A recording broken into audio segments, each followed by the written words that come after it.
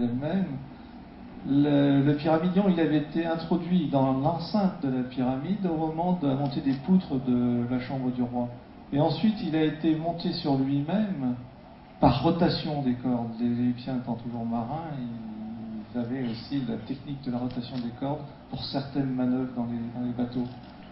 Par exemple, quand il y avait du gros temps sur le Nil, il y avait des cordes qui étaient tendues entre l'avant et l'arrière du bateau, et en torsant les cordes, ils bandaient la coque, qui était une coque qui était cousue à la corde. Vous voyez, là, le pyramidion est élevé d'une quinzaine de centimètres, on relève la petite machine, on va refaire une rotation. Alors on va d'abord, normalement, torsader les cordes elles-mêmes pour décoller légèrement le pyramidion du sol. Et le pyramidion, en fait, avait une forme en pointe de diamant en dessous, ce qui permettait d'avoir juste un contact très faible avec le sol.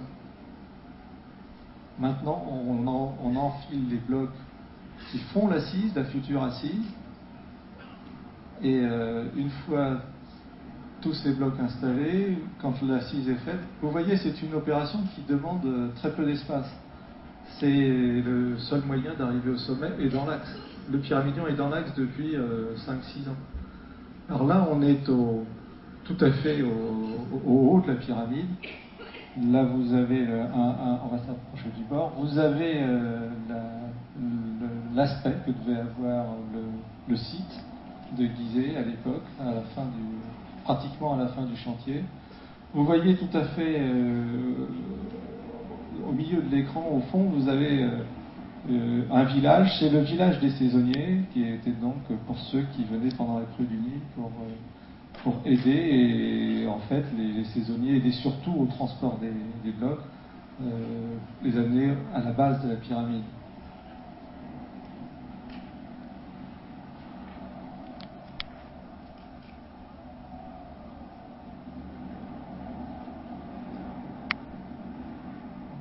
Vous voyez, là on est vraiment au bord, vous voyez la vallée du Nil, les champs. Alors les derniers mètres, cette petite tour de levage, histoire de monter les derniers blocs. Et puis maintenant on va aller, on va faire un stationnaire, mais enfin un ascendant. On va voir tout ça d'au-dessus. On voit, vous voyez, on devine la spirale à l'intérieur de la pyramide.